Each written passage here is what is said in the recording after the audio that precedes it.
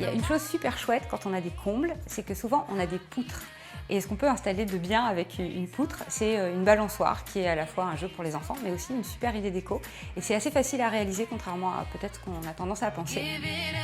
On a choisi une planche de bois pas trop tendre. Ici, on a choisi du chêne, qu'on a fait découper directement au magasin de bricolage. Donc on va commencer par délimiter et marquer les emplacements des orifices par lesquels on va faire passer la corde. Pour percer, plutôt qu'un forêt traditionnel, on utilise une mèche plate.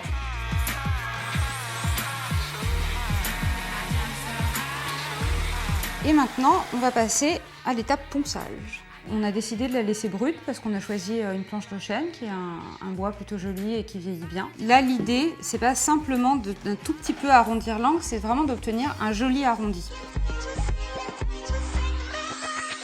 Voilà, donc là, on a fini de poncer. On va pouvoir passer à l'installation des cordes. On va commencer par séparer le cordage. On a pris 10 mètres, mais ça, bien entendu, ça dépend beaucoup de la hauteur des combles où vous souhaitez les attacher. Donc, les cordages ont tendance à se détricoter très rapidement.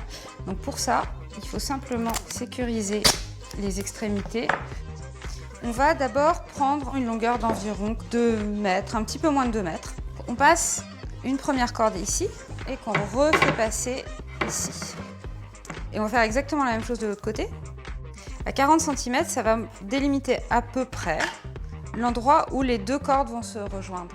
Sous les 40 cm, je vais faire une marque sur chaque corde en fait. Et à partir de maintenant, on va commencer à faire ce qu'on appelle une épissure. Autrement dit, on va faire du matelotage. Sur une quarantaine de centimètres, on va défaire la corde. Donc là, l'idée, ça va être de tresser ensemble cette corde-là et cette corde-là. On prend le premier brin de la corde détoronnée et on va la passer sous 2 torons. On la rentre vers soi. Le deuxième brin, on va le passer sous le deuxième toron. Celui-ci, on le passe sous le toron suivant, mais dans le sens inverse des autres. De nouveau, le quatrième toron passe vers nous.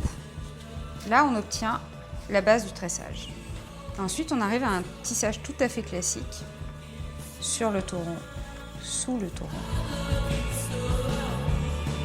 Il faut au minimum en faire 3 pour obtenir une attache résistante, sachant qu'une fois que ça c'est fait, c'est ce qui existe de plus résistant. Donc, une fois que vous avez ça, il suffit tout simplement de couper les brins à la racine. Voilà. En fait, on n'a plus qu'à faire la même chose de l'autre côté et la balançoire est terminée.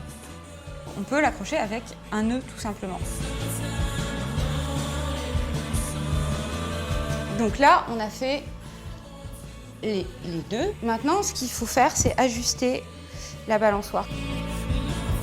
Donc là, ça y est, elle semble bien droite, elle est bien accrochée. Les deux cordes sont bien parallèles l'une par rapport à l'autre. Donc on a presque terminé. Il nous reste simplement à couper les cordes et ajouter un petit peu de gaffeur sur les points de contact des cordes pour éviter le frottement. Et là, on peut checker, vérifier que c'est solide. Hop, petit coussin. Et voilà, on a une balançoire de salon.